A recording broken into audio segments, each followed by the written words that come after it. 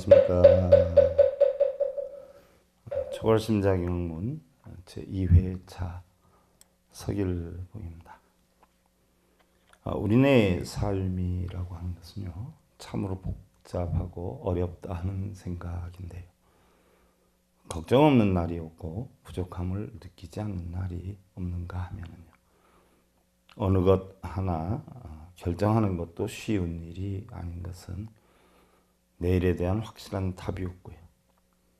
또한 우리는 모든 일이든 더 좋게 만들려고 하는 그런 욕심으로 인한 어떤 마음의 번뇌 때문이 아닌가 하는 생각이기도 한데요. 자, 초발심자경문 여러분들한테 좀 더 재밌고 색다르게 해드리려고 하다 보니까 자꾸 어려워지네요. 교재에 언제 벌써라고 하는 게 나옵니다. 2페이지에 해당이 되는데, 푸른 바다에 배 지나간 흔적 찾을 길 없고 푸른 산에는 학이 날아간 자취 볼 수가 없네. 그러세요. 푸른 바다에 배 지나간 흔적이 찾을 길이 없다. 여러분들 한번 생각해 보세요. 10년 전 오늘 지금 어디에 있었는지, 어디에 다녀왔는지 정확히 기억 잘 못하지요. 흔적이 없단 말이죠. 또한 푸른 산에는 학이 날아간 자취가 볼 수가 없다. 정말 학이 날아간 자취가 볼 수도 없지만요, 여러분들 그때 어디 있었는지, 어딜 갔는지, 먹었던 음식 맛을 기억할 수가 있겠냐는 얘기예요. 1000년 전 김서방이 면마지기에 논을 가져갔고, 또한 500년 뒤에 박서방이 얼마를 들고 올 것인지, 자, 우리 미리 걱정할 거 없지 않아요? 또 근심할 거 없어요. 또 좋아하고 싫어할 것도 없어요. 아무리 우리가 지금의 시간의 희로애락을 겪는다라고 하더라도 시간이 지나면 또한 다 잊어먹게 되고 아무것도 아니게 되죠. 바로 중생성의 작용은요, 흔적이 없고 자취가 없다는 이런 이야기예요. 어떻게 됐든 저 역시도 현인 범인 수천을 농락하고 값진 물건을 좀 먹은 지 환갑이 지났어요. 근데 우연히 밖에 나와서 맑은 물을 들여다보니까 머리 가득한 백발에 놀라움이 적지 않았다. 세상 일도 내 몸 일도 걱정한 일이 없었거늘 대체 누가 이 백발을 가꿨는가. 참 무상하지요. 저 역시도 아직 마음은요 18세예요. 학생 때 가졌던 꿈 아직도 그대로 남아있는데, 옛날 어른들이 그러지 않아요. 몸이 따라주지 않는다고. 저 역시도 요즘 그런 걸 실감하고 있는데, 어떻게 됐든 낙벌한 지 꽤 많은 시간이 지났는데 이렇게 존재하는 걸 보면 많은 분들의 시주를 받아서 혹시 빚만진 건 아닌가 하는 생각이기도 합니다. 다음 이제 3페이지 개초 심학입문이다 라고 하는 사항인데요, 인간이 강물을 더럽혀도 물고기는 인간을 흉보지 않고, 또 태양이 아무리 뜨거워도 대지 위에 푸른 태양을 원망하지 않으며, 비는 온갖 곡식을 자라게 해도 자신의 공덕을 말하지 않는다라고 했는데, 말하고 침묵하는 것은 전부 우리 인간들이지요. 참 우리 육근과 육경의 작용일 뿐이에요. 그러나 그러한 작용 역시 냉정히 살펴보면 어떻게 돼요? 흔적도 없고 자취도 없게 된다. 그 전에 수행을 할 때 우리 스님이요, 참 정이 많으셨던 분이에요. 그 외에 감정 없이 욕도 잘하셨어요. 그래서 욕은 제가 참 푸근하게 많이 얻어 먹었는데도 그 욕에 실려 있는 무게는 감정이 하나도 없었어요. 욕을 하면서도 욕을 먹으면서도 감사함을 느끼는, 푸근함을 느끼는, 고마움을 느끼는 그런 야단을 많이 치셨는데 굉장히 저를 소중하게 생각하셨어요. 당신이 세상에 태어나서 너 같은 제자를 만난 것에 대해서 참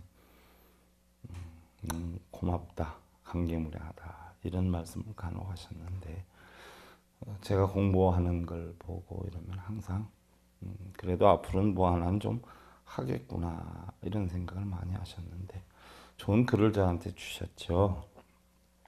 여러분들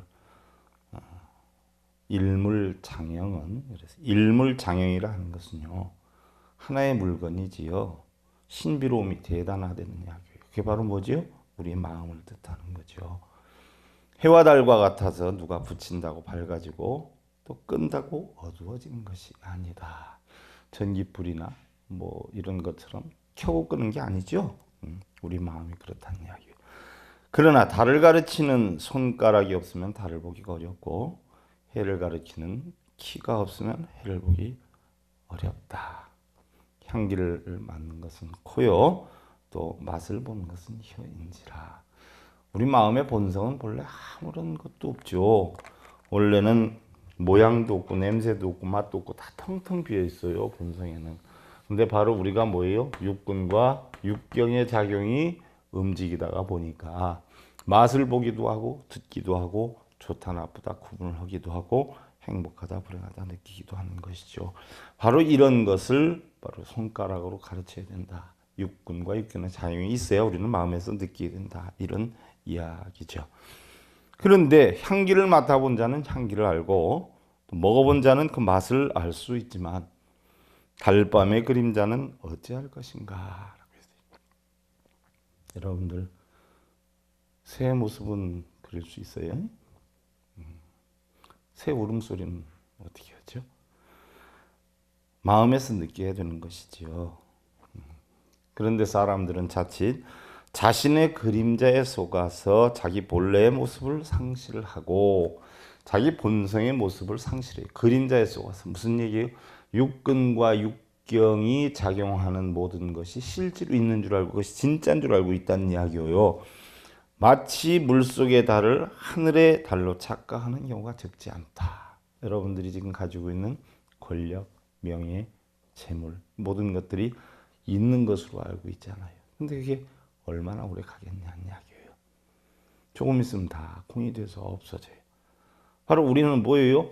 하늘에 있는 달이 강에 비춰지면 강에 있는 그 달의 모습이 진짜 달인 줄 착각하고 있는 경우가 적지 않다. 이런 이야기죠.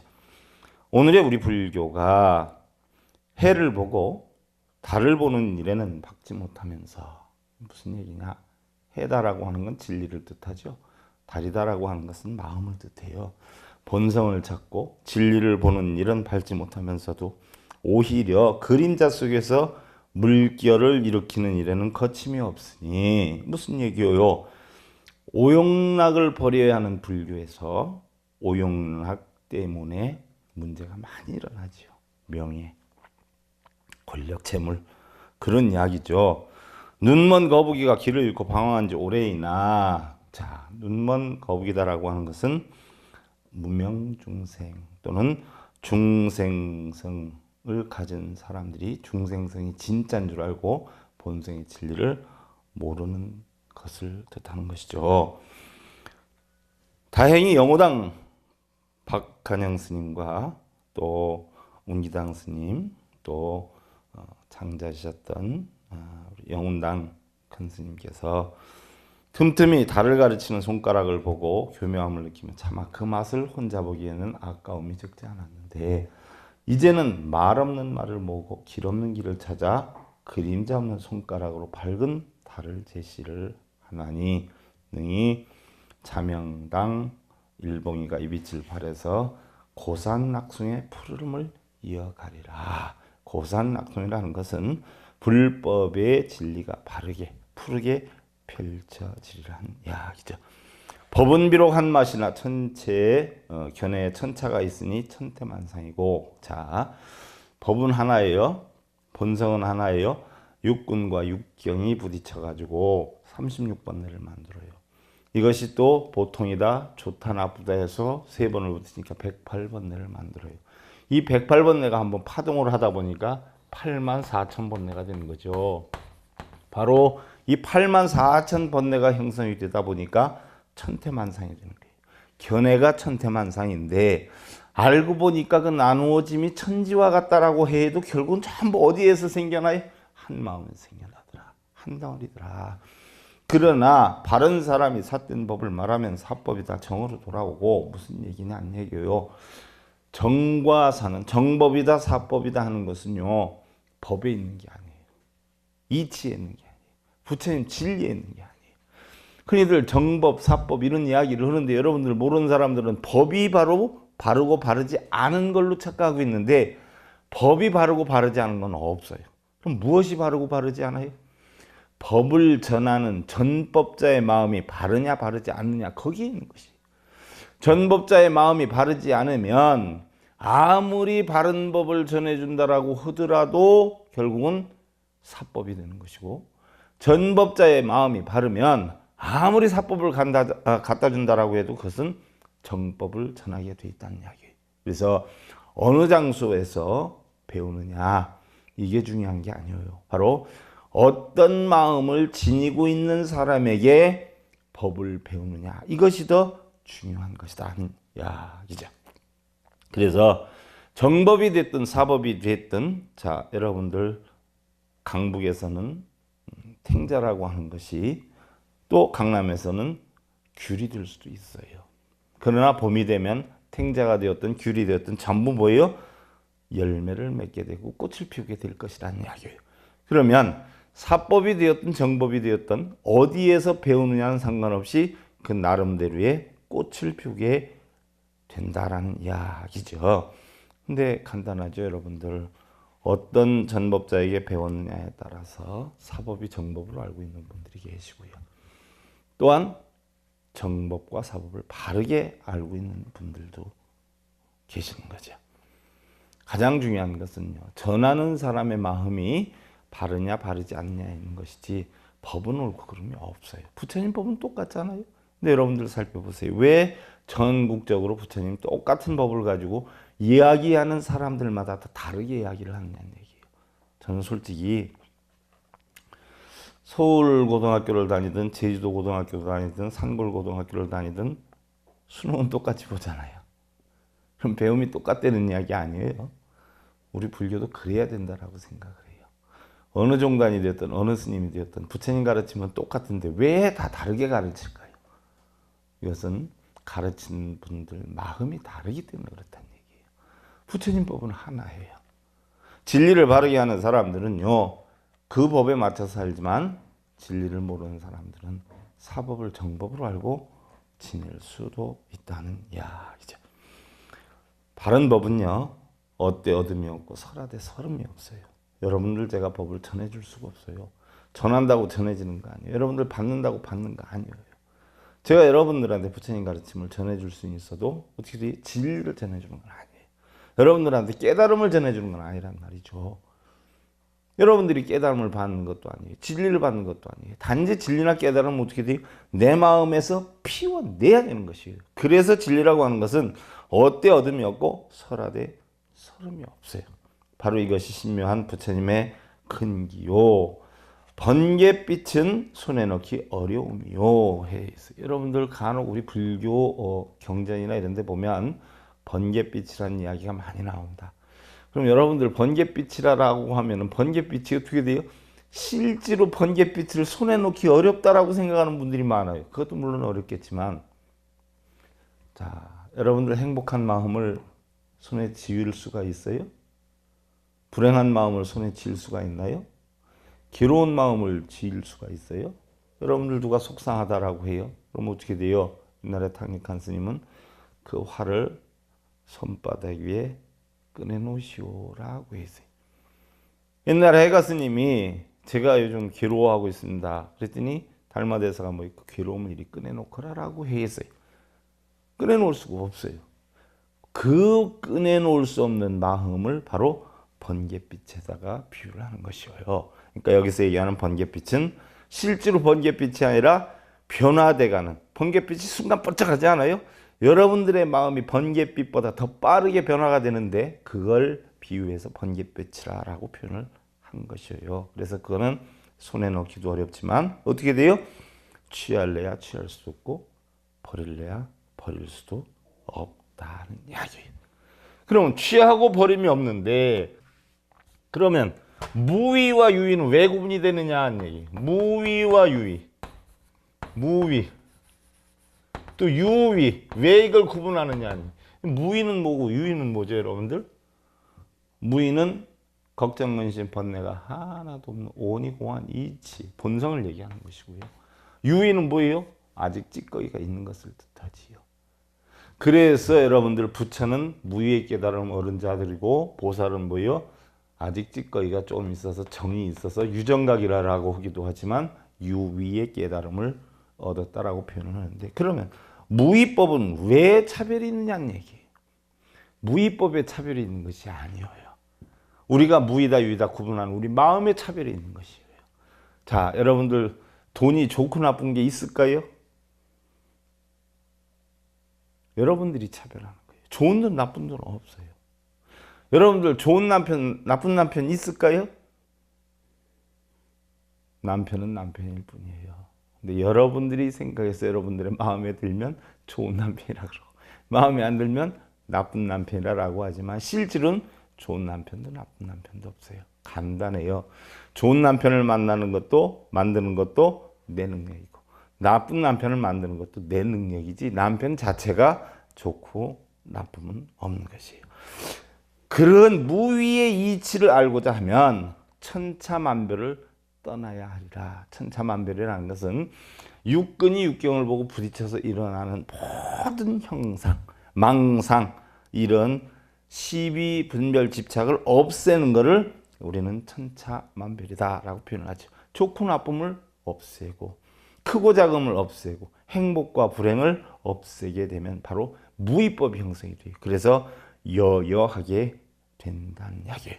다만 허공의 달이 연못 가운데 떨어짐을 알면 어찌 어리석은 원숭이가 헛되이 형상을 수고롭게 하는 것과 같으리요. 자, 천강유수 천강을 말리면 만리천이다라고 해 있어요. 천강이 있으면 달이 1000개가 비쳐요. 근데 만리가 되는 넓은 공간이다라고 해도 구름이 하나도 없으면 만리가 다 하늘이다라고 표현을 해 있는데 무슨 얘기예요?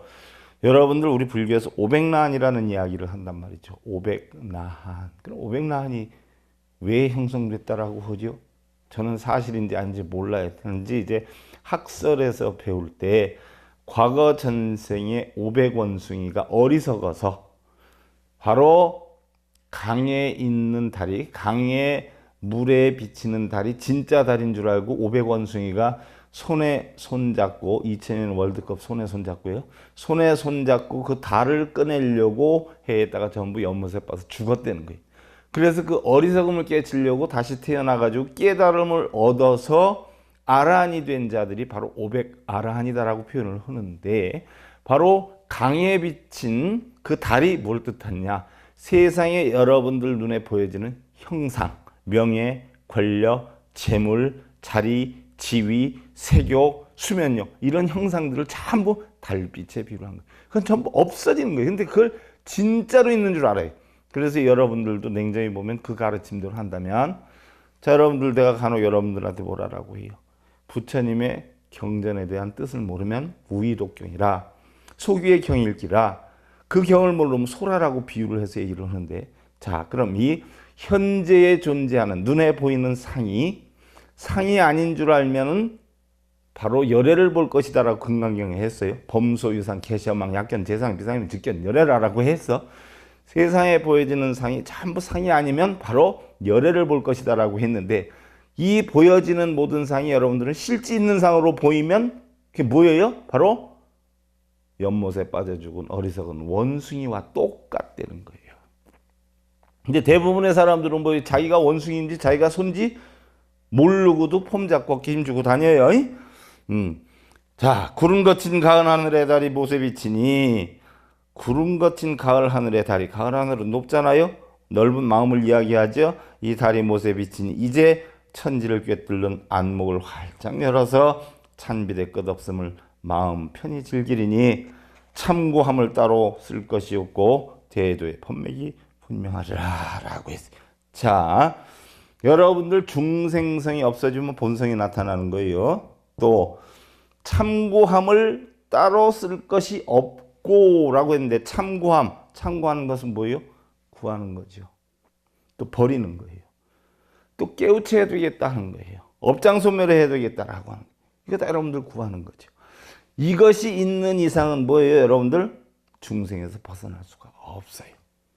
그 자체를 다 없애는 거예요. 업장소멸해야 되겠다, 깨달아야 되겠다, 성불해야 되겠다, 소원성취해야 되겠다. 이런 참고함이 하나도 없을 때 우리는 그대로 뭐예요? 열받을 일이 없기 때문에 열반이다라고 하고, 그 문제로 두 번 다시 시비쟁론을 하지 않기 때문에 우리는 거기서 벗어나서 해탈이라고 이렇게 표현을 하는 것이죠. 그래서 어떤 분이 우리 불교는 해탈 열반 사상이니까 해탈 열반을 구하는 것이다 이렇게 표현을 하는데, 해탈 열반이다라고 하는 것은 해탈 열반조차 구한다는 생각이 없는 것이 해탈 열반이에요. 일체 참고함이 없는 거. 누차 얘기하지만 여러분들 반야심리에 이무소듣고 보리살타의 반야바람일다. 이무소듣고. 그래서 무소듣고 구함이 없기 때문에 보리살타, 보살은 바로 정덕에 이르게 된다. 구함이 있으면 못 올라가요. 또 화엄경에 뭐라고 했어요? 무연선교 차기의 파식망상 필부득. 무연선교 차기의 파식망상 필부득. 파식. 내 식의 작용을 전부 깨뜨려라. 육식의 작용, 육군이 육경을 보고 형성되는 육식의 작용, 칠식, 만화식, 팔식, 함장식까지 전부 깨뜨려라. 파식, 망상. 그건 다 망상이니까 깨뜨려라. 그리고 의들이 하지 말아라. 무연선교 차기의 일체의 마음의 연을 만들어 놓지 말고 차기의 여유로움만 몸에 지녀라. 여여함만 지녀라. 이랬을 때 뭐예요? 부처가 된다는 이야기죠. 바로 그 뜻이에요. 여러분들 깨달아야 되겠다. 업장소멸해야 되겠다. 남편 성공시켜야 되겠다. 아내 사랑해야 되겠다 하는 생각 하나도 없이 남편 성공시키고, 그런 생각 하나도 없이 아내 사랑하는 이런 것이 해탈 열반 사상이다. 또 냉정히 보면 여러분들 결혼해서 가정생활 하면요, 사랑해야 되겠다, 성공시켜야 되겠다 필요가 없잖아요. 당연히 따라오는 거 아니에요. 그렇지 않아요? 당연히 성공시키고 당연히 사랑해야지요. 그걸 뭐 성공시켜야 되겠다, 사랑시켜야 되겠다, 사랑해야 되겠다 할 필요가 없이 당연히 하는 것. 바로 그러한 것이 여유한 삶이 되는 것이다. 자, 머리글로 넘어가세요. 현대 과학물질 문명의 산업화는 우리에게 편의한 물질적 풍요를 제공해 주었어요. 우리의 생활 양식에 커다란 변화를 초래하였지만 반면에 산업재해와 또 개인의 이기주의, 또 편의주의, 물질 만능주의 등이 정신적 불안을 조성해서 결국 정신 문명은 퇴보시키는 결과를 초래하기도 했어요. 아무리 과학이 발달이 된다라고 하더라도 우리의 욕망을 충족시켜주기는 어렵고요. 또 행복을 보장해 줄 수도 없는 것이기 때문에 우리는 현실 속에 고통받는 인생을 위로하고 또한 참된 삶의 올바른 길을 일깨우기 위해서는 정신적 지주인 종교가 필요하다. 자, 여러분들 종교다라고 하면 뭐 믿습니다 하는 게 종교인 줄 아는데요. 종교는요, 심성종자, 뿌리종자, 근원종자예요. 인간의 심성, 인간의 본바탕, 인간의 뿌리를 뭐예요? 가르쳐 주는 거예요. 믿고 비는 게 아니에요. 믿고 여러분들 비는 건 뭐예요? 신앙. 그리고 우리 불교에서 혹시 여러분들 믿어라라고 하는 것은 불상을 믿고 부처님을 믿으라는 게 아니에요. 부처님 진리를 믿으라는 거지. 그래서 바로 종교다 하는 것은 인간의 본성을 가르쳐 주는 것이다. 그래서 결국 뭐예요? 우리는 본성 찾는 거 아니에요. 본성 찾는 걸 가르쳐 주는 게 종교예요. 여러분들 뭐 신을 믿는 그건 종교 아니에요. 신앙이지. 뭐 예를 들어서 뭐 이슬람교니 기독교니 뭐 다 신을 믿잖아요. 그건 종교 아니에요. 신앙이지. 그걸 잘 모르더라고 사람들이. 또 참다운 삶의 가치를 추구하기 위해서는 믿음의 필요성을 느끼는데, 믿음이라고 하는 것은 우리의 의지를 지속하게 하는 정신적 바탕이라 할 수는 있는데, 자, 우리는 내일 믿기 오늘 힘들어서 일을 해요. 믿음이 없다라고 하면 삶의 가치가 없지요. 자식을 믿기 때문에 힘들어서 가르치는 거예요. 그리고 또 우리는 믿음이 흔들리면 마음의 불안함을 느끼게 돼요. 또 믿음이 제약되면 외로워져요. 믿음이 사라지면 우리는 죽은 생명이 되고, 반대로 믿음이 형성될 때 우리의 마음이 소생이 되고, 믿음이 확장되고 튼튼해질 때 외로움과 불안을 극복해서 보다 힘찬 희망의 삶을 살아갈 수가 있게 되는 것이죠. 이러한 믿음이라고 하는 것이요, 바르게 형성이 되면 참 좋은데, 여러분들의 재산이나 파탄, 어떤 가정의 파괴 혹은 불치병, 뭐 이런 극단적이고 절망적인 상황에서 어떻게 돼요? 더 절실하게 요구가 돼요. 지푸라기도 잡죠. 뭐 예를 들어서 뭐 사형 선고 받았다 그러면 할 거 다 하잖아요. 최악의 상태에서 하다 못해 어떻게 돼요? 넘어지는 사람이 넘어지면서 그냥 넘어져요. 아이고 어머니, 아이고 아버지 부르잖아요. 믿음이란 말이죠, 그게. 그러나 그런 맹목적인 믿음도요, 절망적인 상황에서는 상당히 큰 힘이 된다는 얘기예요. 무슨 얘기냐? 아마 우리 조상이 돌봐줄 거야. 내가 이렇게 제사를 잘 지내는데, 내가 이렇게 절을 열심히 하는데 부처님이 나를 돌봐줄 거야. 가피를 내려주실 거야. 내가 독경을 몇 번 했는데 해주겠지. 이런 것들은 전부 뭐예요? 맹목적인 믿음이에요. 힘이 되기는 해요. 왜? 내 마음이 든든해지죠. 의지가 되기도 해요. 그러나 그것이 올바른 믿음이라고 할 수가 없어요. 왜? 그건 진실되지 않잖아요. 허망하지 않아요. 변하지 않아요. 이런 건 믿음이 아니에요. 올바른 믿음이라고 하는 것은 바로 뭐냐? 첫째는 대상이 거짓이 아니어야 돼요. 진실이어야 돼요. 예를 들어서 여러분들 애기들 위험한 데 가면 망태 할아버지 나온다라고 하면 못 가게 하기 위해서 방편으로 하지요. 그럼 그 애기가 어떤 생각을 할 수 있어요? 망태 할아버지가 나 잡아가지 못하게 망태 할아버지한테 빌어야지. 촉키고 향키고 절하고 빌어야지. 그러면 망태 할아버지가 안 잡아갈 줄 알고 빌고 있는데 그 믿음이 진실이에요? 거짓이에요? 그거하고 똑같은 게 있죠. 이순신 장군 동상한테 가서 빈대거나, 세종대왕 동상한테 가서 빈대거나, 관음보살상에 가서 빈대거나, 부처님상에 가서 빈대거나, 이건 다 뭐예요? 믿음이 아니에요. 대상이 전부 뭐예요? 거짓이에요. 그다음 두 번째는 일시적인 것이 아니라 영원한 것이 돼요. 예를 들어서 물이 위에서 아래로 흘러요. 그럼 내가 기도하고 연불독경에서 필요할 때 위에서 물을 받아 써야 되는데 아래로 내려가니까 기도하면 위로 올라오나요? 사과를 빨리 따가지고 빨리 비싸게 빨리 팔고 싶어가지고 기도 열심히 하면 사과가 뚝뚝뚝뚝 떨어지나요? 이런 건 아니에요. 그 다음에 세 번째로 부분적이 아니라 보편적이어야 되죠. 그 다음에 네 번째로 허망하지 않은 것이라 돼요. 예를 들어서 여러분들 허망하지 않은 것은 나에 대해서 떠나가거나 배신하는 것은 허망한 거예요. 여러분들 생각해 보세요. 물질 영원해요? 명예 권력 영원해요? 아니죠. 순간 있다 떨어진단 말이에요. 또 그런 건 전부 세계에 해당이 되는데 수상행식에 작용해 보세요. 저건 좋네? 나쁘네? 살까? 말까? 상상작용? 사야지. 행동작용? 사다 놓으니까 좋네? 그럼 이 작용이 얼마나 오래 가겠냐는 얘기예요. 허망하지요. 변해가지요. 나에게서 떠나거나 거거나 마음이 변하듯 배신하는 이러한 색수행식의 작용 같은 이런 것은 종교라고 볼 수가 없는 것이에요. 그래서 우리가 올바른 믿음이라는 것은요, 나약한 마음을 극복시키고 자신의 역량에 부합이 되고 도덕적 윤리적으로 가장 인간답게 살 수 있는 보편타당한 것이 돼요. 여러분들 절에 다니는 사람들 보세요. 도덕적 윤리적으로 또 사실 현실적으로 이치에 안 맞는 건 부처님 가르침 아니세요. 여러분들 뭘 잘못 알고 있어요. 또한 정신적 풍요를 제공해 줘야 한다는 이야기예요.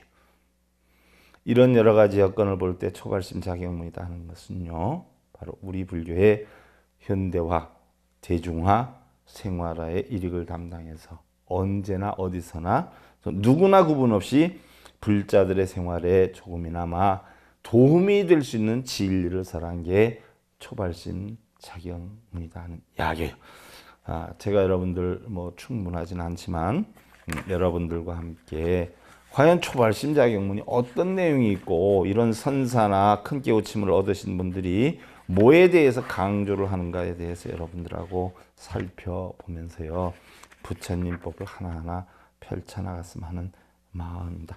우리 불자님들, 자식을 위해서 기도하는 어머니가 자식을 위해서 한다라고 해요.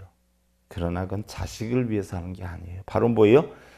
내 마음이 불안하기 때문에 자식을 위한다고 말은 하지만 결국 내 마음을 편안하게 하기 위해서 하는 거예요. 기도한다고 자식한테 돌아가는 거 없죠? 그냥 내가 불안하니까 하는 거예요. 나 편하자고. 그리고 여러분들 사랑한다라고 하는 연인들이 결혼할 때 한번 보세요. 서로 경제적 여건 파악하고요. 건강 체크하죠. 결국은 뭐예요? 내가 얼마만큼 오랫동안 저 사람한테 충분히 공급을 받을 수 있는가를 따지기 위해서 하는데, 그것이 알고 보면 사랑으로 씌워진 숨어있는 내기적 욕심을 채우는 일이에요.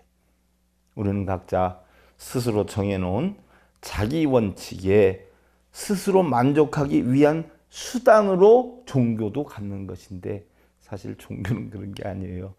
가장 보편타당하고 지혜로운 바른 삶을 해서 자기가 행복을 추구해 나갈 수 있는 이런 것이 바로 종교이기 때문에 여러분들 마음속에 있는 탐진치 없애서 오히려 어려움을 자초하는 그런 상황을 없애고 여러분들 편안한 마음으로 날마다 소중한 날 만들어 가시길 기원드리면서 초발심 자격문 제2회차 서길 모였습니다. 감사드립니다. 여러분. 성불하십시오.